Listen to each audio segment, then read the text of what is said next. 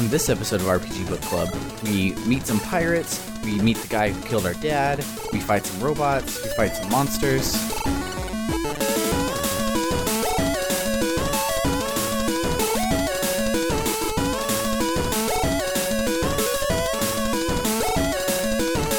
Welcome to RPG Book Club, a podcast where we play a little bit of a video game and talk about how it makes us feel. I'm Michael Spiffle-Webben. I am Sam Allman. And I am Elias Sailor Eli Warren. Yes, so today we're going to be playing chapters 8 through 10 of Xenogears, from Dazil through Stalactite Cave. So, how are we doing? It should be criminal for maintenance to take the upwards of 4 days to fix someone's AC.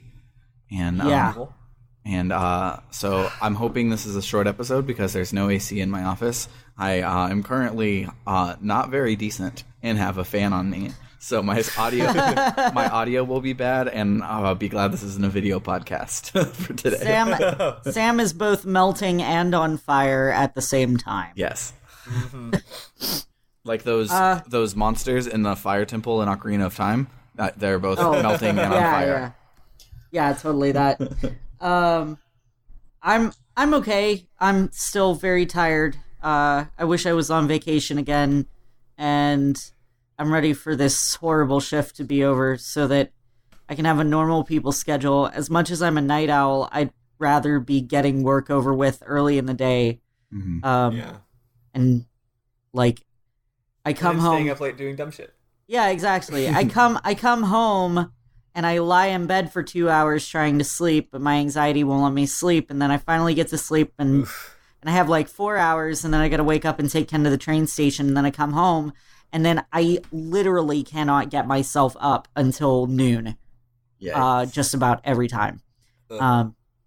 So I've been up since 7 on 4 hours of sleep. I'm exhausted. I want to get this done. Let's do this. Alrighty. So for me, time to get real, folks. Got some personal shit I haven't been sharing. I'm not going to go too into it. I just figure, we got some fans out there on our Discord who care about things and care about me, so I'm just going to tell you. Yeah, so my spouse left me on Thursday, and everything in me wants to die. So that's where I'm at. Yeah. Also, I got 3 hours of sleep, so suck it. No, but I meanwhile went to bed at like 9:30 and woke up at 7, incredibly refreshed. Go fuck you. Fuck yourself. We were separated for about 3 weeks. Actually, precisely 3 weeks. And then we met up at my behest to discuss some what I thought were going to be some logistic things. And they informed me that the separation was over, which is to say we were no longer separated. We were just not together anymore. I was devastated, and it sucks. Because of that, I got to do all this bullshit. That's the sad thing, man. You can't just roll on the ground and cry and be sad. You have to do shit. Like, okay, now I got to find a new place to live. I got to work on breaking our lease early. I got to find out what I'm doing with my life because I had put aside my hopes and dreams and wants and needs for this person, and now that person's not there, so now I have to figure out what I actually want to do with my life. Mm-hmm. And like, my job is stupid, and I want to get a new one because it's getting in the way of like me having friends because of my stupid hours. So I'm also, it's like, okay, well, the thing that I went to school for and studied and have a degree in and have a resume in, I don't really want to do that anymore. So, but I don't have any other like skills. That was why I dropped out of college, because I found out after 2 years that graphic design is the worst. Yeah, so now I'm like, what on earth am I doing with my life? I think I want to be a teacher, but I slightly missed the boat on that because, the school semester started like 3 weeks ago. Yeah. Which is too bad. It's not good timing. Yeah, so I'm definitely in the same boat as Eli with the whole, like, I need to fix this situation that I'm in. Partner notwithstanding, it's just like, the way that I'm living my life is untenable and it needs to change. Otherwise, I'm not going to be able to, like, be a happy person. It sucks. Yeah. Anyway, so that's me. If you ever wonder why I sometimes will just stop talking and just, you can just hear me staring off into the distance. That's why. Regarding the sleep thing, I did want to rub it in Sam's face real quick that I had wonderful air conditioning and got to sleep under a big fluffy blanket.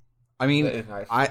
They brought us a portable unit that we have in the living room, and so we've all been powwowing in the living room. Me, Summer, and Rizzo, all just trying to stay a little bit cool.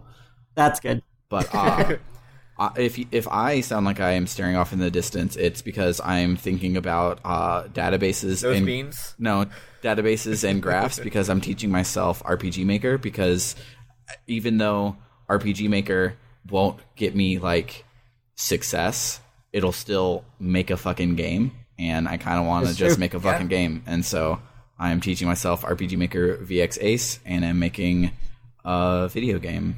And that's awesome. Fucking do it, man. Yeah, it'll probably be bad, so we'll play it on the podcast, because that's what we do, is we play bad games on this podcast. yeah. So if I recall, I think we used to actually do, like, previously ons. I don't remember. Yeah. Back when we were doing Persona. So let's start doing those again. Yeah. So we did them on Xenogears. We did them a little in Sailor Moon, but we used them for memes. We should probably use them for, like, actual things on games that are longer than 5 hours. Yeah. Well, it's pretty simple. Previously on Xenogears, we met a main character named... So, first of all, a spaceship crashed, and then there was a naked lady. Mm-hmm. Thousands of years later, after the important event of there being a naked lady, the first naked lady in history, mm-hmm. That's what that plot is about. You meet Faye, who is a dipshit in a small town with amnesia, and a mysterious stranger, probably his dad, dropped him off there many years ago, almost dead, and he has amnesia. His dad? You mean his father? Oh man, that is coming up, and it is actually a really famous line from this game. There's lots of memes of it. Anyways, yeah. Basically, there's giant robots. His village gets destroyed. He destroys his own village because he fucking like goes Super Saiyan inside the robot type thing. Yeah, he has like a dissociative episode or something. Yeah. Which actually, that's spoiler alert. That's exactly what it is. And destroys his own village. Then he's in the forest and he meets a mysterious lady who is definitely very responsible for the destruction of his village. Mm-hmm. But he doesn't know that because he's a dipshit. And she's bad at everything because she's a girl. And she gets pwned by a dinosaur. She gets kidnapped and has to get rescued from monsters literally twice over the course of one dungeon. Yeah. The game is extremely heteronormative. Anyone talks about is, when are you gonna get married? To say. And then you get out of the forest, and now we're in a desert. Yeah. Other thing in the forest is we learn off screen that Saitan can't be trusted because he literally knows more than he's letting on, but we spend the rest of today trusting him. So. Yep. Because we're smart. We're gonna spend the rest of 30 hours trusting him. So he's Zegrum is what it is. Is we get told Zegrum is bad news, and then we do 7 chapters where we trust him. He's Zegrum with Ikutsuki hair. Yeah. It's that hairstyle. Yeah, Zegrum had kind of that hairstyle too. It was really that slicked back. Yeah, that hairstyle just means that dude has something to hide. Yep, exactly. Maybe for my game, the main character will have that hair, and you just won't know who to trust. Everyone has that hair. Got an unreliable narrator for the whole game. No. Oh my gosh. Wait. Okay. We need to move on. But this is hilarious. So like, you do like a Scooby-Doo style reveal where you reveal that one of the characters is actually been in disguise the whole time, and you pull off their wig, and underneath they have Ikutsuki hair. And that's how everyone knows that they're bad. So you get to this desert town called Dazil, and Saitan's like, all right, we're here. Let's repair Weltall.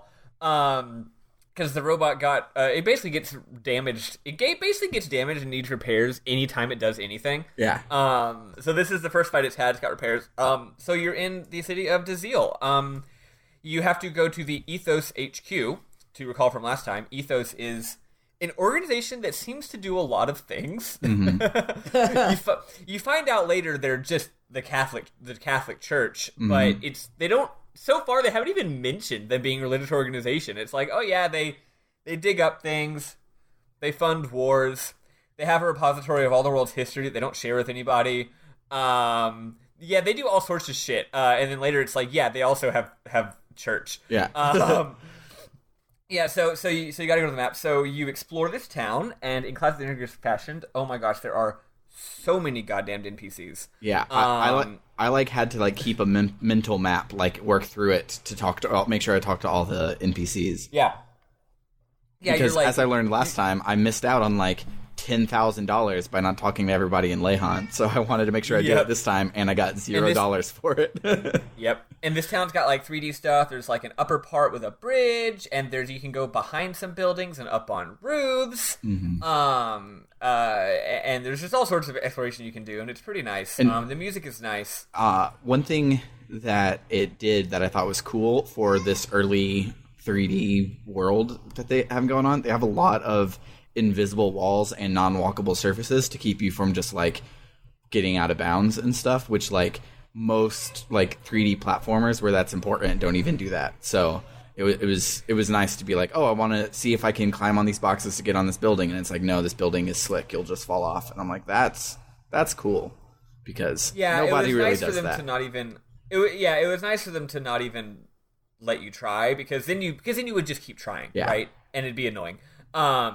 Yeah, so you explore. This is a mining town. The main business here is it's the excavation center of the whole desert. So all of the people come here to try and basically like a gold rush. They try to get rich, but instead of digging up gold, they're digging up robots.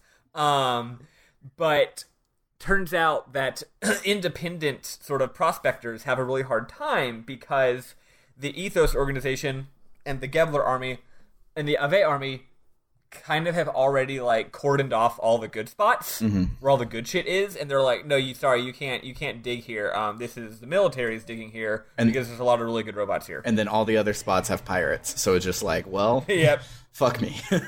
Yeah. But you talk a lot about I a lot of the time I remember NPC dialogue and write it down. This time because of my life being over, I didn't write down really any of the NPC dialogue, but it's all you learn about these characters' lives, and it's all quite interesting.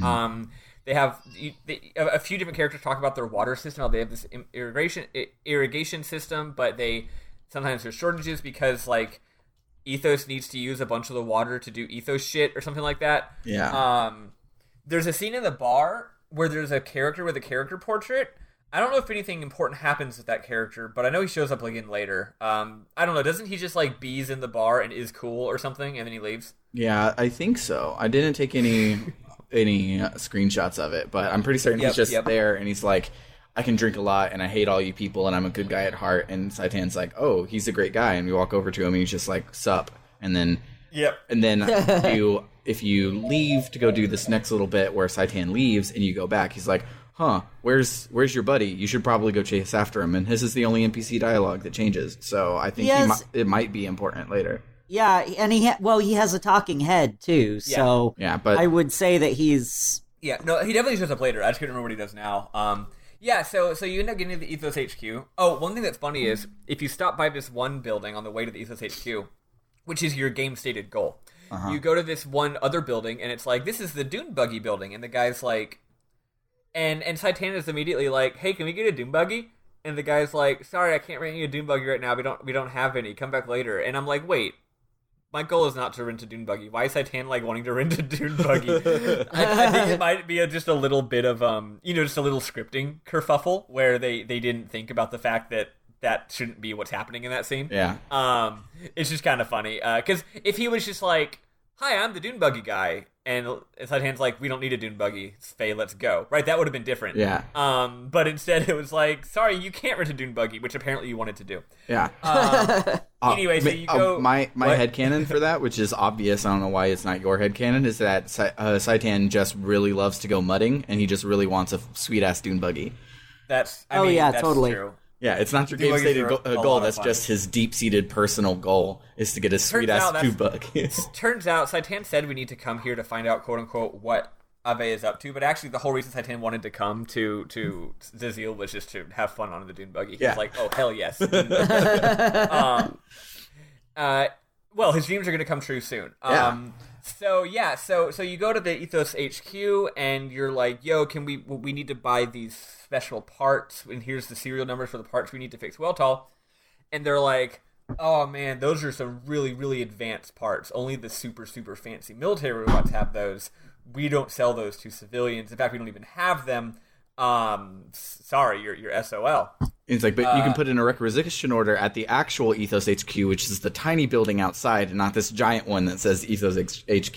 So go and talk to them. Yeah. And that building was actually just the workshop. Yeah. The HQ is just a little building with like a fucking like secretary in it. Yeah. And you talk to the secretary, and the secretary is like, sucks to be you. Like, it's like they could have just put that person or like that plot point in the big building, but you had to have 2 stops before you go and buy a dune buggy. But then so Faye, though, seizing the opportunity, he's like, Saitan, can I talk to you for a second? Saitan's like, what? And he's like, here's the thing. You want to fix this robot that has literally traumatized me, and I want nothing less than nothing more than to never ride in this robot again. And we just found out that we can't really fix it, because it's going to be a huge pain in the ass, and it's basically impossible. So, like, could we just, like, not? And he's like, I've been thinking that once things cool down, I want to go back to Lahan. Like, I would just, I know they exiled me, but I just want to go back to town, help rebuild, be a good little boy.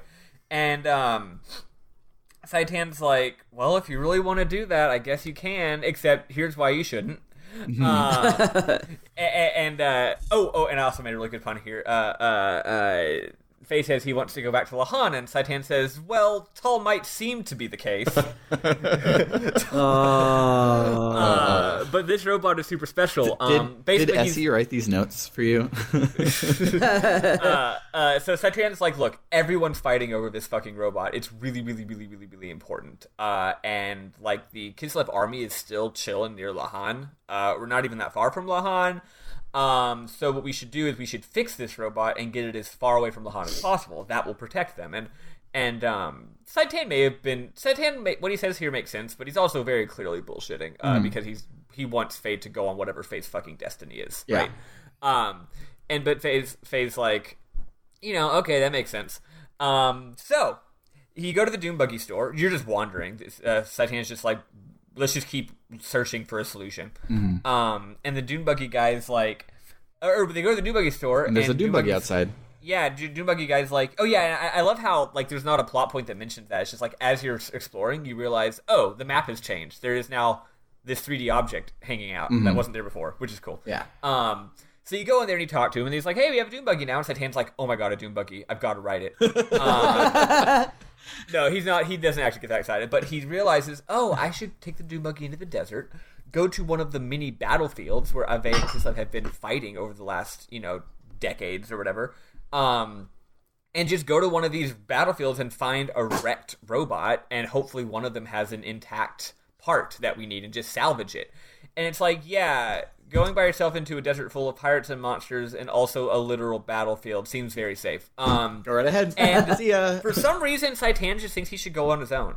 But he doesn't even address it. He doesn't even be like, Faye, I must do this alone. He's just like, hey, here's an idea. I should do this. Well, bye. Yeah, he's like, why don't you go get... He's like, go get drunk or something, which I think is when you're supposed to run into that other character, because they give it lip service there. I was thinking after he said that, maybe I go to the bar and there'd be another, like, a follow-up scene with that guy, but yeah, nothing. Yeah, all it is a guy who's like, oh, you should go find your friend. Yep, but yeah, so as soon as he leaves, the Doom Buggy guy and the Drinky guy is like, why'd you let him go in the desert alone? That's stupid and dangerous. You should, like, go after him. And Faye's like, okay. So you go to the desert, and you have this weird dungeon where it's just like 3 or 4 screens of just sand, and you just run. Yeah, and sometimes you can't climb the sand because reasons, so you go around the sand. But it's it's run. Too steep, and you slide back down like Mario 64 style. Yeah. And also there is a thing where it's like you can sort of, there's various hints. I think it's actually a larger dungeon, but I think there's hints as to which way to go. Like, there might be tracks going off to the right, so you go to the right or something like that. It's a little bitty scene each time where you literally see, like, robots flying in one direction, and then Faye's like, maybe I should go that way. Yeah. So a few things happen. Like, yeah, robots are flying overhead. There's a ship. You might see some Dune Buggy tracks. So you follow. And yeah, so then what happens next is I think nothing important happens. It's just, again, there's a bunch of big Ave robots jumping like freaking leapfrog in one direction. And Faye's like, Titan's in that direction, I guess. Sure. This is bad. I really got to go save him. So then he sees a platoon of dudes coming by with like motorcycles, and Faye just fucking like lays one of them out, and just fucking steals the motorcycle. He's like, "Bye," and he just leaves the guy in the desert to die. I guess. So then he rides a cool motorcycle because this game was originally the prototype for Final Fantasy. It was one of the original pitches for Final Fantasy VII. Mm-hmm. Fun fact, one of the other original pitches for Final Fantasy VII was Parasite Eve. Oh, nice. So they thought, hey, what if Final Fantasy VII took place in New York City? Which, frankly, would have been a hilarious and brilliant direction for the series to go. Yeah. And it kind of did when they made The Spirits Within, right? Yeah. That takes place on Earth in the future. And it also is a great movie. Do not at me. I haven't seen it since way back in the day when I didn't understand a single thing that was going on, so I should probably rewatch it in the last couple of years, and TBH, it owns. It's fucking cool.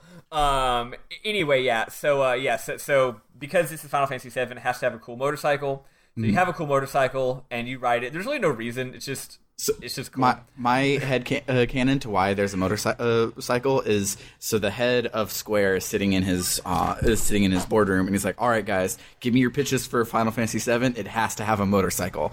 And so everyone comes at it with all these different things, but they're like, "But in the desert, you get a motorcycle," and that's what Xenogears is all about. I wonder if Parasite Eve honestly might have a motorcycle part in it. I can't remember.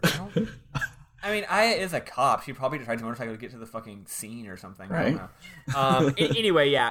So then some gears show up, and you're like, ... damn, ... because that's what happens in this game. So you find Does the worm fight happen when you're just like laying out gears for no big deal, or does it happen after? It happens a little later. Okay. So there's just a big kerfuffle. It's nothing particularly important. It's just like there's Ave gears, and they're like, "Hey, what are you doing here? You can't be here." And then Saitan's like, "Yo, Faye, I found the parts and went back to the Weltall and fixed it and flew it back here. Hi." And they're like, "Cool." So you get in the Weltall and you fight the Ave robots. Just like, y'all, I'm just like, just leave me alone. I'm just chilling. Mm-hmm. And then again, a lot of other dramatic stuff happens, but then eventually it becomes nighttime. And so in this game has like 50 different villains, and they're all really good and have different motivations and all hate each other. And the farther the game goes in, the more you're going to have more and more cutscenes of just one villain double-crossing another villain. I think the worm fight happens before it's nighttime, though. I think it happens like after you chase the dudes off, and then there's a worm and you fight it. You're right. Yeah. So after you fight the regular dudes, then you have to fight a giant worm. Hey, Eli, how was the giant worm fight, Eli? Oh boy. It was awful. I spent a good amount of time going, "Are you fucking kidding me? Quit doing that! Quit stealing my fuel! Why are you doing this?" Yeah. So one thing that I mentioned 2 weeks ago when I was giving my tips for this game, but I really should have reminded y'all of it, is that you really should read the manual for this game. I'm playing on PlayStation Vita, which you can just push a button and read a digital version of the manual, which is nice. If you're playing it some other method, I would recommend going to vgdocs.com or just Google VGDocs. It's a great website for in general, and they have scans of like just video game manuals. It's awesome. Because the manual explains some of this stuff. It's not a beautifully translated manual, but it definitely explains stuff well enough where you can like figure shit out, right? But if you haven't done that, I could see you being very confused. What were you saying, Sam? I think the PS3, you also can pull it up from if you press the PlayStation menu, you can also pull up the I haven't read a video game manual since I played Super Nintendo. Oh man, I love reading manuals, man. It's one of the things I get that it's good for like the environment and shit to not waste paper on a manual that nobody reads, but like that's like part of my game tradition, man. Like when I was in high school, it was like I lived in a small podunk town where we didn't even have like a game store. The only place you could get games was Walmart, and that was only if Walmart carried the game, right? So to get a game, I had to drive 45 minutes to GameStop and get the game, and usually that would mean, before I had my own car, that would mean waiting until the next time my family went to the nearby town to go shopping on the weekend. You know, like for a fun, like, let's go shopping and see a movie. Like, that's what we would do for fun on the weekends. And I would have to wait for that to happen and then be like, hey, I'm going to go to GameStop while we're at the mall, right? But if the game was really special and important, sometimes my dad would just drive me just one-on-one. Like, it's like, yeah, hour and a half of driving so that my son can get this game that he wants. Sure, we'll do it. Yeah. My dad's a sweetie. Although sometimes we make a day out of it, you know, see a movie. Yeah. So anyway, that was like my tradition, man. I get in the car with my dad. We drive. During the drive, he'd probably bring up some, because he's like, okay, my son's trapped in this car now for 40 minutes. So now I can talk about, I can like force him to talk to me. Captive audience. So he would, you know, bring up some personal issue about my life and be like, so tell me about this. Let's have a heart to heart. And I'm like, Dad, I do not want to talk to you about my feelings right now, but you have trapped me in this car with you. My dad's smart like that. Every time he's like, son, let's do something just the two of us today. I'm like, oh God, what is this a pretext for? What fresh hell awaits me? Yeah, but no, my dad is a sweetie and it's wonderful. But anyway, so then we would go, we fucking drive to the GameStop, and I would go and I'd buy fucking Final Fantasy 12 or whatever. And I'd be super excited. And then I'd get in the car and we'd drive home. And on the drive home, I'd open up the game and read the entire manual cover to cover, you know? Or if I'm with my family, we're at the mall, they're sitting there shopping for shoes, and I'm reading the game manual and just getting excited about getting home, you know? So anyway, it's a shame that games literally, PS4, like literally no PS4 game has a manual. It might have a digital one, but it'll never have a print one. It's like a policy of Sony's now. Yeah. So anyway, yeah. Here's the thing about this fight, y'all. As y'all probably noticed, your regular attacks just don't do any damage. Nope. The only way you can hurt it is by using death blows, which are a mechanic that you have to. I used What'd you do? Ether Machine over and over. You can also do that. Yeah. Yeah. So you can cast your little magic missile at it over and over, but also you can use death blows. And the way death blows work is the weird thing about death blows is they're special fighting game combo moves. You earn them by doing them when you're fighting on foot. So say you're fighting a bunch of monsters, and every single time you fight them, every single time it face turn to attack, you do triangle, triangle, triangle, triangle, triangle, triangle. You know? Like, you just do that over and over and over. If you do that enough times, you'll unlock the combo triangle, triangle, X. You know? Or whatever, which is the move. So basically, you use the combo manually enough times, and then all of a sudden that same combo turns into an actual special move that you activate. But the only way to unlock more death blows for your gear is to unlock them on foot. So if you unlock a certain combo on foot, then now you can use a related one in your gear. I guess it's possible to get to this fight and just fucking not have any death blows. I can't imagine that happening, because you've had to do enough fights at this point. I feel like it would have just happened, but I don't know. Yeah, I had Raijin at that point. So. Yeah, I think I had either one, or is Raijin the triangle square? No, Raijin is triangle X. Oh, for on foot? Yeah. For on foot. Right. Sorry. In gear, Yeah. in gear, I just had triangle, which is okay. Yeah. Something. Okay. Yeah. I definitely had Raijin, but I didn't know what the hell that meant. Yeah, so on Gears, though, it's different. On Gears, instead of having action points that you can use multiple attacks per turn, you can only attack once per turn, and you have a weak, medium, and strong. So it's like, why would I not use a strong attack every time? Well, the weak uses 10 fuel, medium uses 20 fuel, and strong uses 30 fuel. So, and the fuel has to last for a long period of time. So it's like, you know, if an enemy's weak and you can kill him in one hit with a weak attack, you don't want to waste 30 fuel, right? In this case, though, the enemy drains your fuel, like, every fucking turn, and you quickly realize this battle needs to end, or I am going to run out of fuel. So it turns out what you do is you hit him not with X, you hit him with triangle, because that is the weakest attack you have, because all three of your attacks do no damage, so you might as well use the one that only takes 10 fuel. After you use 10 fuel, it raises your quote-unquote, what is it called, the attack level? Attack level. Now that your attack level is level 1, you can activate your first level death blow, which actually does a lot of damage, instead of doing 0 damage. Once you figure that out, it's not a hard fight. You just... Spam triangle to win.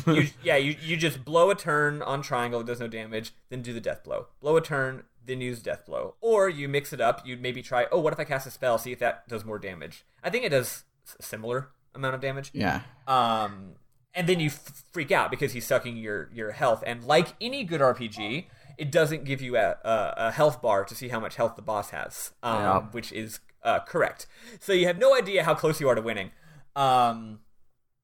Yeah, it's a weird fucking fight, and they just kind of throw you into it like, hey, I hope you figured out how the battle system works. And like, for this to be like, so this is similar to the Digo fight, but not as egregious because it's still doable, and like your first death blow is just triangle. So like you just getting mad and spamming triangle to win, you will stumble upon it. Unlike Digo, where you just fucking die. But so this one being the hey, here's like you got to learn death blows. Shouldn't it have also then had a counterattack where they drain your fuel? They should have like taken the time element out of this, where you can just relax and figure out how the system works. Because it's like, hey, this fight is bullshit, and you have to figure out the trick to it. But don't worry, you have all the time you need to figure out the trick to it. Yeah. Instead, it's like you better figure out the trick, which is kind of like the Digo fight, right? Because the Digo fight was not just I hope you understand how this game works. It's also like if you don't figure it out, you'll die in 2 seconds. Yeah. Yeah. I beat this on my first try, but it definitely took me like by the time I figured out what I was supposed to do, my fuel was like half gone for sure. Yeah, and I was like, ugh.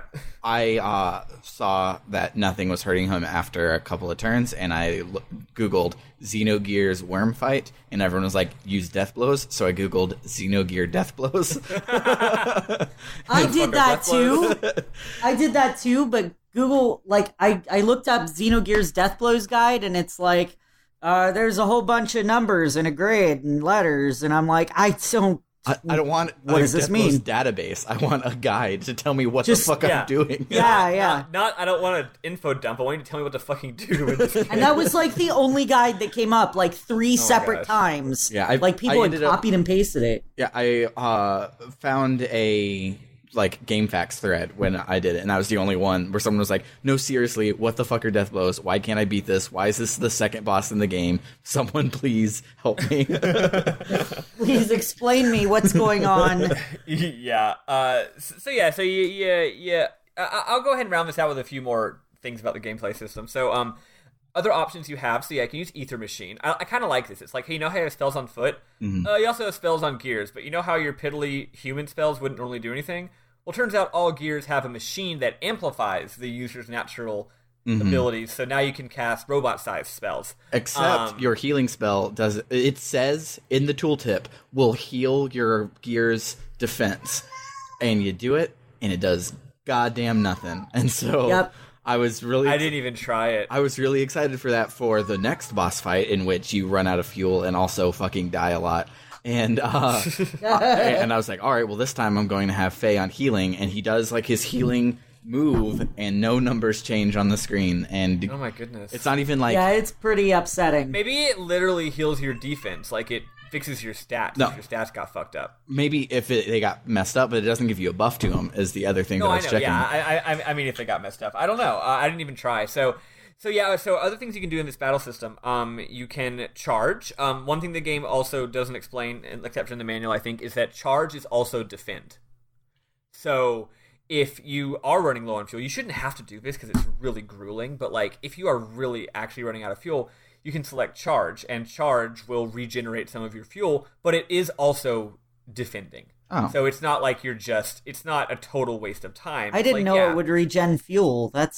They mention it in the like record, tutorial gear fight at the very beginning of the game. He's just like, oh, you can attack with this button, or you can charge, which will regenerate fuel. But at that point, you have so much fuel that you don't even care, so you don't even realize that. You should not have to rely on charge, but there might be fights where it's like, oh, there might be a few turns in a row where you have to defend because the bad guy's doing a strong attack. So use that time to charge, and that way you don't run out of fuel later. But what I use also charge for is in a bit when we fight the calamity gear. I knew that it was coming in the next room, and I didn't want to backtrack through the dungeon to find the old guy to heal, so I just got into some crappy fight with some trash mob, and I just charged and then ran away. That's basically like There you drawing go. magic in FF8 for like an hour. Yeah. But that's smart though. That works. Yeah. That's nice. So that way the fuel mechanic that's supposed to be a stressor for the entire dungeon ended up not being, because you're just like, no, fuck this. Yeah. I'll break this game by doing this grueling thing. Pro tip, Yeah. do that in Legend of Dragoon too. Your Nice. defending heals both HP and MP, so if you're stuck anywhere, just guard, and then you'll win. Instant tint. Yeah. So at any rate, another thing you can do though is you can do like turbo mode. What's it called? Boost. Booster mode. Yeah, booster mode. It costs it costs a turn to use, and after that point, Costs every 24 turn, fuel per turn. yeah, it sucks out 24 fuel every turn, but it makes your speed phenomenal. Like you get at least twice as many turns, maybe even more than that. It also might, I don't know, maybe it also increases your attack or something, or your other stats, but it definitely makes your speed through the roof. An NPC later in the game, slightly later in today's gameplay, basically says, yeah, you should use that. They don't say this explicitly, but they're like, yeah, you should use that against bosses. Yeah. You know, because in a boss, presumably you don't need fuel after that, because the boss is probably the end of whatever you're doing. So you don't need to conserve fuel as much, so you should go to town, basically. Which sometimes is a good idea, sometimes it's not. But yeah, boost is, I definitely used it, and I think it's real good. So yeah. So after that, it gets dark. So after that, it gets dark, and one of the game's mini enemies just kind of shows up. And there's a blood red moon, and Zelda's all, Link, the blood moon, the enemies have respawned.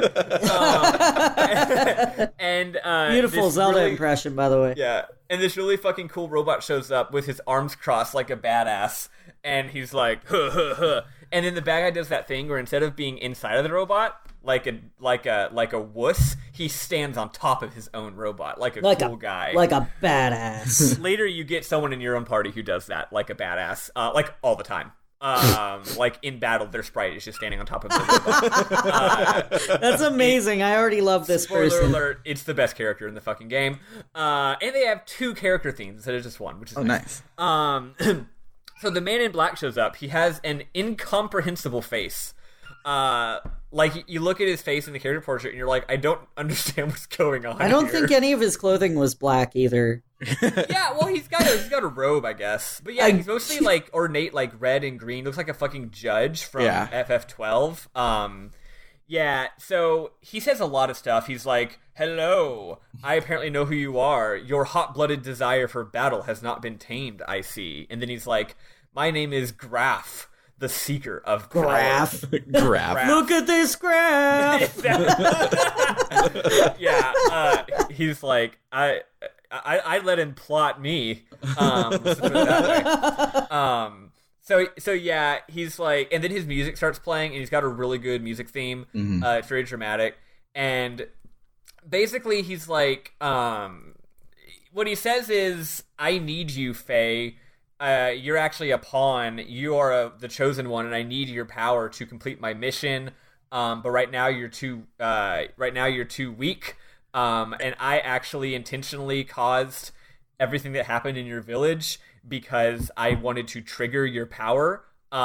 Which he definitely did. I mean, that did work. So yeah, killing your family and shit was just to trigger this power inside of you to awaken. And Faye's like, what the fuck? I can't believe you're responsible for this. And he's like, why did you do this? And he's like, you know very well. It is to destroy ... Mother God ... Yes, we will destroy God. That is our purpose. That is our destiny. And Faye's like, don't be ridiculous. Yeah, God? You mean my deity? Faye goes, don't be ridiculous. I won't get involved in such a thing. He's like, killing God? That, you know what, man? You do you. All right, leave me out of that. And then he just randomly goes, nothing's more beautiful than a scream of death. And then it has an anime flashback where it's the masked man fighting an anime samurai-looking guy who is probably Faye's father. And what happens here? Does he kill Faye's father? I don't remember. This is back before they realized that subtitles were literally everything, and if I spent 60 hours playing your game and reading all of it, I wanted to still read in the cutscenes. I'm probably playing with the sound off late at night, which is what I was doing, so I don't remember what happened. No, what happens is they just exchange some ominous words, and they don't actually fight. They're just looking at each other in the rain like they're gonna fight, and then that scene at the cutscene, and it implies that Grahf kills his dad. And and then he says something like, "I killed your father," and Faye's like, "My father? You mean my dad? you know my father?" And I'm just like, it's the funniest. I don't know what the fuck that line was in Japanese, man. It's so goddamn funny though. Hold on real quick. I'm gonna check some of my own screenshots. You mean that guy who made me inside of my mother? Yeah, it's good shit. Let's see. I feel when he said destroy God. I remember when he said nothing is more beautiful than the scream of death. He was saying like part of his like goal, like, oh, I'm going to kill everything to find art because nothing is more beautiful than a scream of death or something like that. Like I feel it wasn't completely out of nowhere. But my screenshots also don't show it, so it makes it seem more like he's like, hey, you know when I killed all those people? Man, I love killing people. That reminds me of that time I killed your father. You know, it's another person I killed. While we're on the subject of me killing people, Anyway, so then what happens though? You don't fight him or anything. I actually think you do fight the worm here because I'm pretty sure he's like, you're still too weak. You need more power. So then he just makes the worm show up so that you have to fight him. Oh yeah, I think that's when it comes up. He's like, I'm testing you. This is a trial. I thought it was going to have to fight Grahf, but no, I had to fight a worm. Yeah, he's basically like, right now you're worthless to me because you have not yet awakened your power fully. So here's a worm. Fight it. I figured it was earlier because I remember the worm being in the daytime and not under a blood red moon. That too. But I think it's after like daylight rises or something. It was definitely during the daytime, but all I know is it took us 3 days to get through 2 screens of a forest, so time doesn't mean anything in this fucking game. So moving on, things don't stop from keep happening constently. I mean, in my defense, it did take 3 days to. Or in the game's defense, I should say, it did take me 3 days to get through that fucking forest. Or at least it felt like it. God, fuck that forest.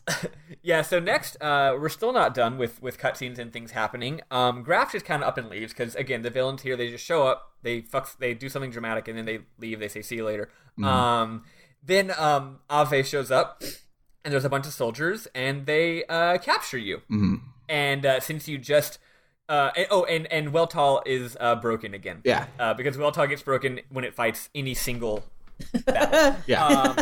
It's supposed to be this legendary gear, and every single fight, it just breaks down. Well, I think the idea is that every time you fix it, you're just doing like extreme patchwork jobs on it. You know, like Saitan just duct taped it together basically, and thought that would be enough to fly it away from here. But then it turns out you had to fight. But he wasn't expecting. Oh fuck, we got to fight a worm. Well, I think he actually says something about that. I think he actually gives lip service to that. He was like, "Well, I patched it because we were just gonna take a vacation and move it, not fight giant gears and then giant worms."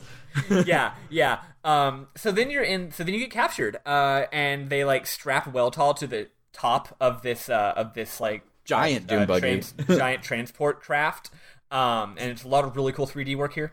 Yeah, and then you're inside of it, and you're in a little room, and there's a save point, which is nice, and 2 beds because every hotel room must be equipped with a save point. Yeah, honestly, that's in the Geneva Convention. Like if you take a prisoner of war, you have to treat your POWs with some level of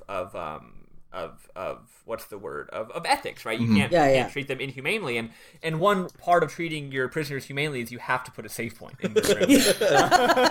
It's true. It's true. So you're in this place. Otherwise, they'd have to replay all those fucking cutscenes, and that's just cruel. Cruel and unusual punishment. Yeah, Galaxy. Sorry. Oh, yeah, exactly. This save point took me into a cutscene. Fuck. At this point, the game continues its trend that I'd forgotten this game did this so much. I always think of the game as having great music, but this game also makes really great use of silence. Or rather, not having music. So this is one of the mini scenes today where there's just sound effects. So you're in the room, and the room's like bobbing up and down because you're inside of a transport craft, and there's like machine noises, but no music. And there's this funny part where you and Saitan talk a little bit, and then after you're done talking, Saitan's like, we should go to bed. And you can say yes, or you can say, keep talking no, to let's me. talk some more.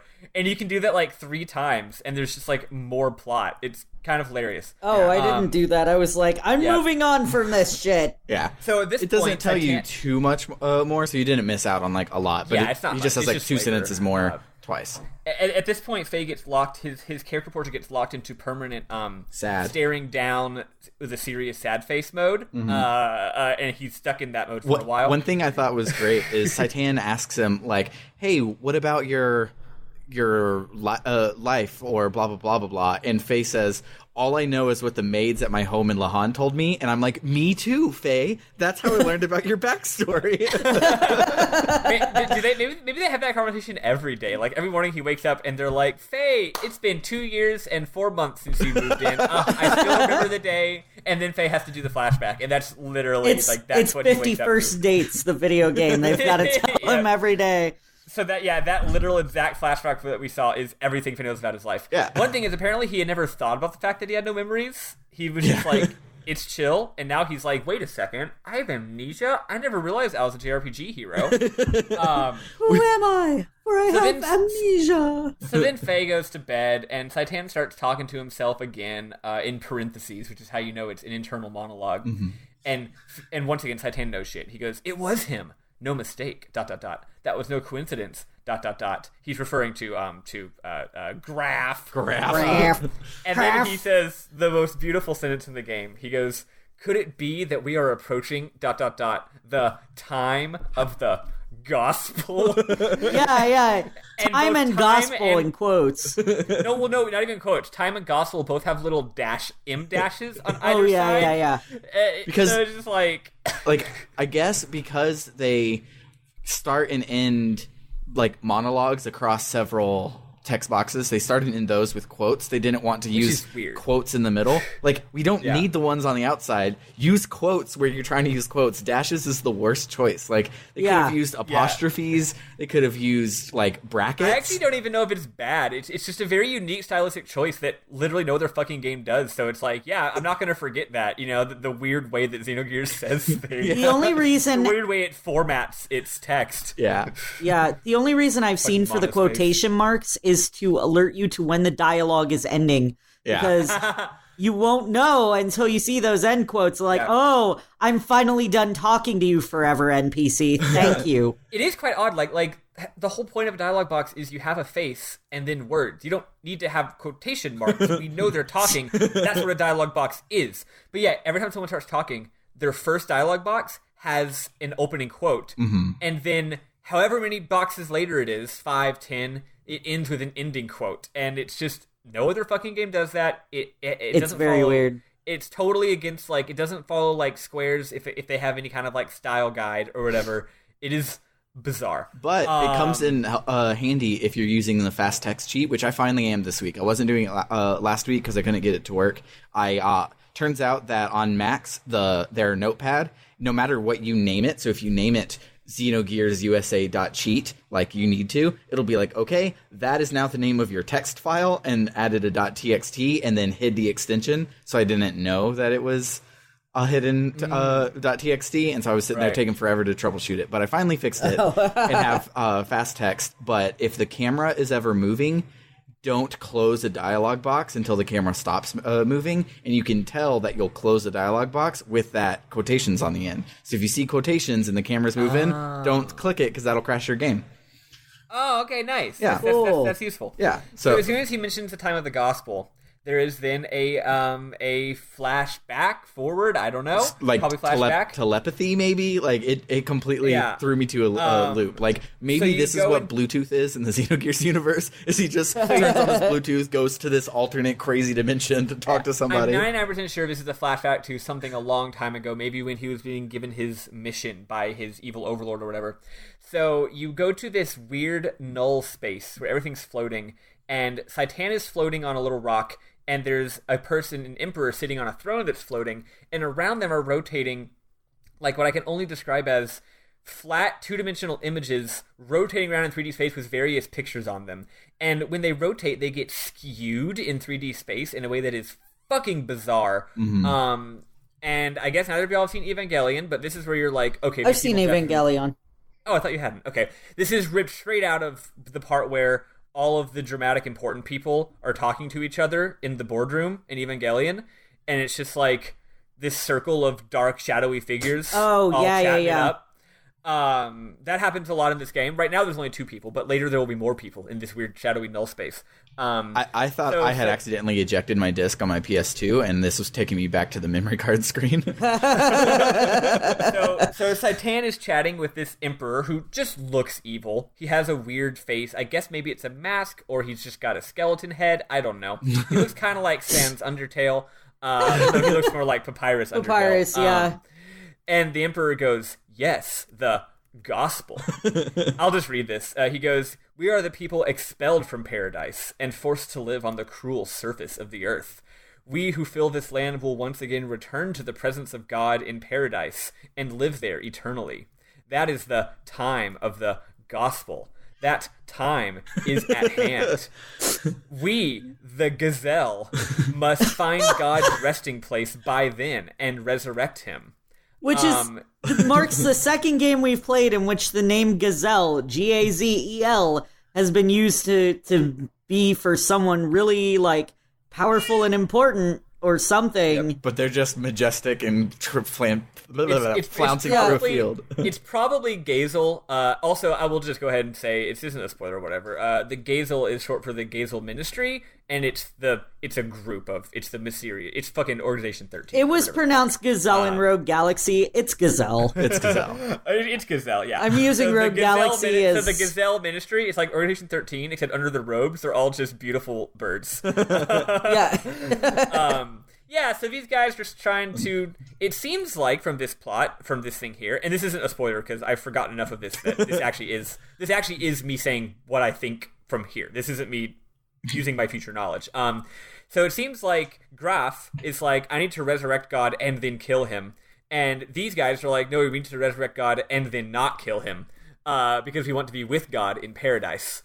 It weirdly how they don't capitalize the G in God. I don't know. It's not like I'm this good little Christian boy and it's taking the Lord's name in vain. It's just like, if this game is doing the whole religious Judeo-Christian God thing so much, you'd think they would capitalize the G in God. Yeah, well, it's weird, too, because we run into a character in a little bit who's a young Earth creationist, and I'm just like, why are you not providing your God with proper respect by capitalizing his name? And well, that's the thing. And again, it's like, I don't think it has... And again, I don't think you have to be like some weird religious person to be like, yeah, if you say God as in a God, you don't capitalize it. But if you say God and you're referring to a specific thing, then yeah, you capitalize it, right? Yeah. And it's not like they're like, we'll resurrect our God, Booga Clocka Clock, or nothing. Like, they don't give, like, then drop a name, because, like, then that would... Bukake. Yeah, Bukake. But, that's a horrible God. I don't want to be a part of that religion. Oh, man, the services. Don't ever go to a dinner on the grounds for the church. They're always doing tributes. Baptism is the worst. Okay. Sorry. We gotta go. Let's change this fucking subject. But yeah, if we had his name, then all the times that they say God would be a lowercase g. But because they don't name him, it's just like weird. Yep. So that's just a fucking scene. And actually, I realize now maybe it is Bluetooth, and not a flashback, because he's like, yeah, it's at hand, right? He's not like, it'll be at hand later. Yeah. So it's at hand right now. Yeah. Oh, look, there's God. Don't blink, you'll miss him. There he is. So then it's the next day. You're still in the Ave transport, and they introduce some new characters. So all of a sudden, we're not following Fei Fong Wong and Saitan Uzuki anymore. We are now following this new character where it opens up with these binoculars, and the binoculars are looking at the desert, and they're like, "Look, it's the Ave transport, just like we found out." And then it shows, basically, you go into this scene in this control room, and it's a bunch of space pirates. Not space pirates. Sand pirates. Sorry, different game. They look like space pirates when you're on the inside, because you apparently need a Death Star command center to drive a submarine. Yep. A sand marine. Sand marine. Sorry. So basically, you get like a Star Trek ass scene where they're like, divert power to the whatever, activate the turrets, initiate the extropometers. What I think is great is they call turret A Anton because you're like, it needs to have a name that we can use as a name for turret A, and then turret B will do Belta instead of like just to not get confused with turret D. It's Delta. I was gonna say the Greek alphabet: alpha, alpha, data, gamma, belta. Well, you know Yeah, the there we Greek go. alphabet: alpha, belta, gelta, delta, epsilon, zelta. Yeah. That's all the Greek letters. You got it. What are you talking about? It's Delta, zelta, melta, pelta. It's My- Anton Belta Gilta Delta. My favorite Greek letter is felta. Yeah, so it's just a cool dramatic scene where everyone's manning their battle stations and doing their shit. And then you meet the commander, who is an extremely sexy person named Bart. I thought this was a woman at first, and I was really disappointed when it wasn't. And his name, sorry. and I was even more disappointed when his name was Bart. Look, Bart could be a woman, just if you want to believe that. What the fuck ever. Right. And at any rate, Bart is basically Owen Wilson. Oh my god, he is. Yeah, he fucking is, right? Wow. He has Owen Wilson hair. Wow. Wow, yeah, and he's also kind of a dipshit, but also is lovable, just like Bart. He goes, let's slow him down. Get ready to give them a spanking they won't forget. And basically everyone is like, Bart, you're being really rash, and he's like, no man, we're gonna be pirates, we're gonna raid that ship, and we're gonna steal And we're that just fucking gonna robot. spank him. We're gonna spank him so hard. So he blows We're this gonna up. give him such a spanking. Yeah. Yeah, but the thing is, everyone acts like Bart's being really rash and stuff, and like, oh man, I hope he doesn't get us into trouble again. But actually, they do a great fucking job, and they wreck the transport, and they fucking not necessarily kill everybody, but they definitely do a great job of defeating the shit out of the Ave people. And then you have a fun little dungeon where the ship starts to sink, but you're still in the holds. So you have to go through a dungeon where everything's like tilty and slanty. And there's a lot of jumping. How'd this part go for you, Eli? I mean, I got through it eventually. I started getting real deep in the sand. Wait, did I skip a part? Shit. I zoned out for a second. No, you're right. No, yeah. Good Okay, stuck in the yeah. sand. That's what we're talking about. Okay, yeah, we are talking about getting through the ship. Okay. Yeah. Sorry. I like spaced out right before you asked me. I'm like, oh god, I'm put on the spot. Yeah, I was up to like my neck in the sand by the time I found my way out. That's beautiful. But I was like, all right, I was reading a guide because I don't know what the fuck I'm doing in this game. And I keep getting lost, and so I'm like, all right, this guide should help me. It's got like little text maps drawn out. Those text maps don't do a goddamn for me. No. And so I'm like, there's treasure here. Maybe there's treasure elsewhere. And it was saying something about, like, Saitan had said something about pressing a switch. And so I'm like, where's the switch? Oh god, where's the switch? And I'm running around and noticing that it's getting harder and harder to get through this area. And I'm like, why is it taking me so long to run? Oh god, the sand. Yeah. So much sand.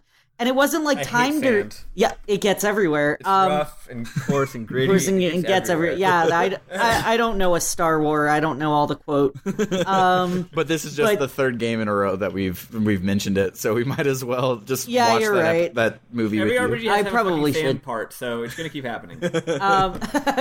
But yeah, so I'm like neck deep in sand and I finally get out. And I expected like, you know, in games where you have like a timed element, a lot of times they will put a timer on the screen. So I was like, I mean, I'm probably fine, but I'm also appearing to drown in sand, so I should probably leave as quickly as possible. Yeah. I ran it was- into the fact that this camera control is not 360 degrees. You get 45 degree smooshes along a single axis. And so there's a part where you have to walk under another part and you just can't see it. Like none of the camera Sometimes angles it's just let really you hard see to get it. a good angle, yeah. And the game doesn't do like transparency if something's in between the camera and you. Yeah. So you're just like, well, okay. There pretty much is always going to be one good angle, but there's 8 possible directions, so it sometimes it takes a bit of swinging around to figure out what the fuck. Or you just hold a direction and mass jump and hope it works. Yeah. Which That's been my strategy in for this like case half the worked game. Which in this case worked because frankly it wasn't a very complicated dungeon. No. Yeah, so you get through it. It's just a good time. Then you get on the outside of the thing and you like go across a crane and you end up going down the chain of the crane onto the robot directly. So it's like I kept falling. Oh really? Yeah, walking down the luckily it catches you each time you fall, but I'm like, it is a straight direction. I got this, and each time I'd be like, whoa, whoa, whoa, and fall off. Yeah. Oh yeah, and then you have to like push a button to climb back up. So they're like, well, the best way to get out of the situation is just to go in the robot, right? So you get in the robot and whatever, and then. You get in the robot, you land, the ship sinks, they beat all the Ave people, all the people are all gone. My favorite part is Faye gets in the robot, and then Faye flies up and holds out his hand for Saitan to get in, and then he flies Saitan off, just like gripping onto him in a death grip from his robot. So so then when you land, the worst line, like hands down, this is the worst line in the history of JRPGs. There's no line that could possibly be worse. Says, feels like you have sacked your saccules and tickled your utricles enough for one lifetime. Wow, dizzy.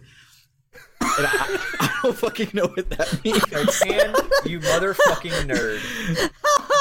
I don't like. I'm pretty sure Saitan's talking to himself. He's basically saying, "Wow, that's enough excitement for me, thanks." Yeah, because he was just in the hand of a robot. He could have just said that would have been fine. But he's Saitan, and he says things like "sack your saccules" and "tickle your utricles," and I feel like I need an adult when he says that. Yeah, it was. I'm like, I need to call the cops. Yeah, I was like, this is not. Isn't this a T-rated game? That's pretty dirty. Like Saitan, Faye is a 17-year-old. Like. You can't do that. You can't say things like that. This is statutory. Yeah. Anyway, and then he's like, since Saitan's like, I can see what's so good about this robot. Basically, he's saying the fact that you're able to hold me in your hand without me falling out or crushing me to death is really impressive.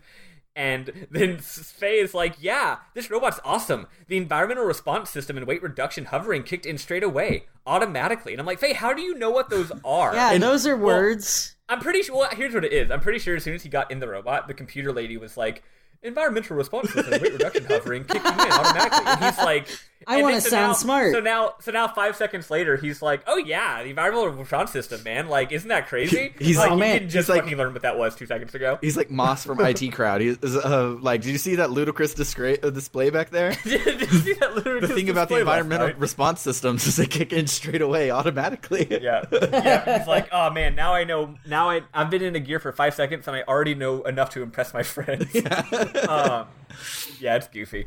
What I also hate about this dialogue in general is it does a thing that drives me up the wall in fiction, is where they're like it.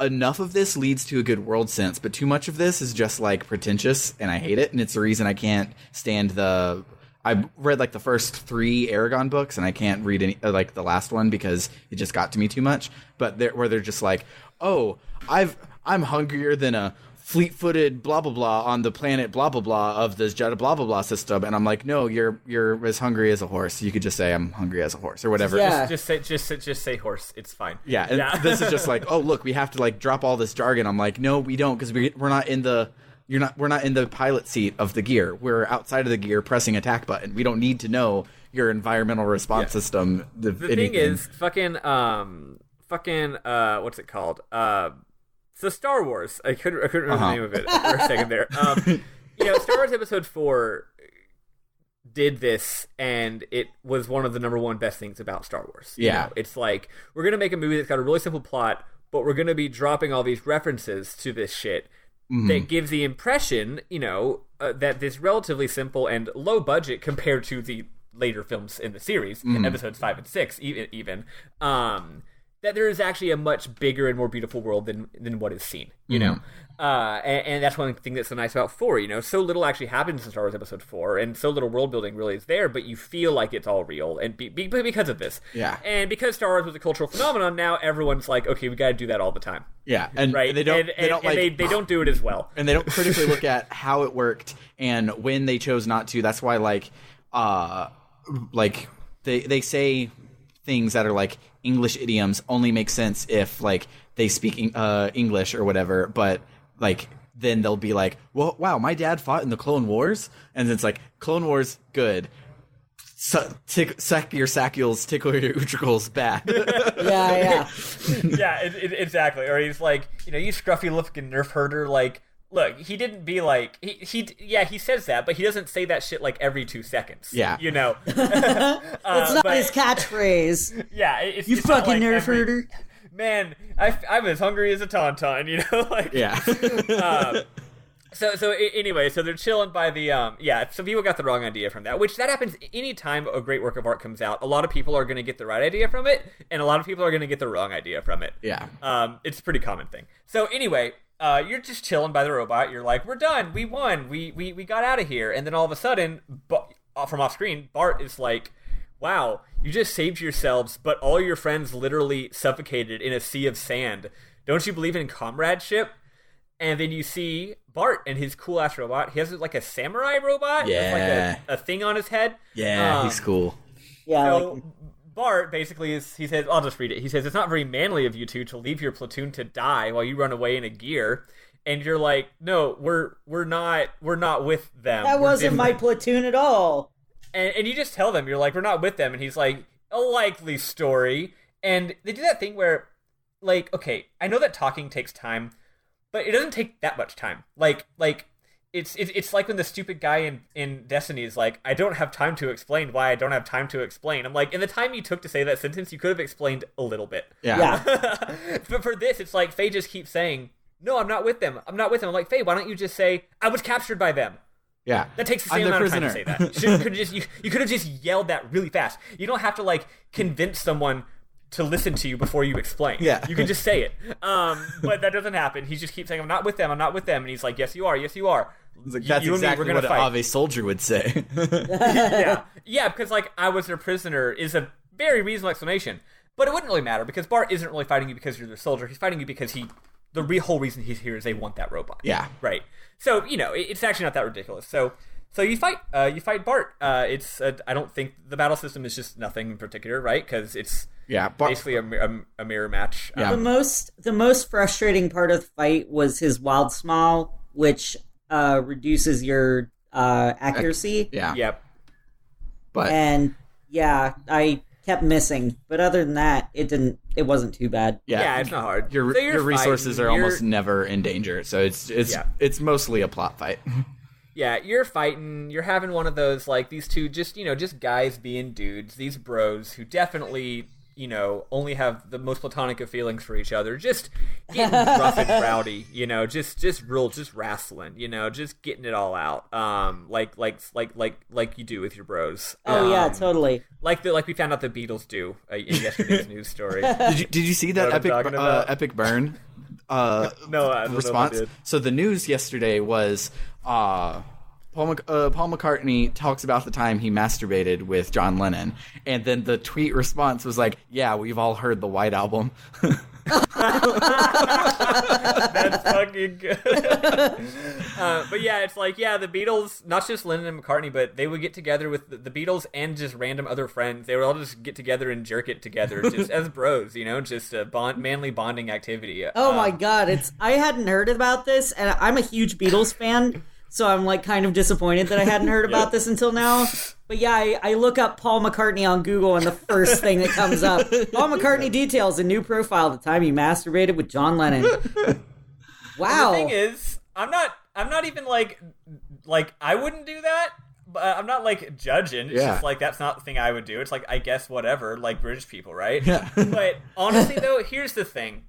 I think that two just dudes, I don't know, jerking it together. Whether that's weird or not, John Lennon though, like you know that's got to be weird. Yeah, like he probably he's like, a very weird man. He probably made it really weird. Is all I'm saying. In writer Chris Heath's words, we spend most of the next hour talking about killing frogs, taking acid, and the pros and cons of drilling holes in one's skull. Exactly. Yeah. Anyway, it's fun stuff. So that's basically what's happening here with Saitan and Faye. They're getting to know each other. It's a bonding experience. So they're fighting, and they got so rough and rowdy that the ground gives way underneath them, and they fall through the sand into a giant cave. And they're just like, shit, we fell to the cave. They get out of the robot and start to talk like actual responsible adults for once. And Bart's like, sup, I'm Bart. I'm the pirate. I work around here. And he finds out that and Faye's like, why is there a cave down here? I thought that it was just sand. And Bart's like, are you stupid or something? Don't you know about geology? The sand is only on the top, and underneath that is caves. And I'm like, okay, to be fair, this guy is literally from a podunk like town. He has no formal education. That also wasn't in the desert. Yeah, you're literally a, spoiler, deposed prince. So then there's so they're just like, well, I guess we gotta get out of this cave. And Faye's like, aren't your comrades gonna come get you? And Bart's like, probably not.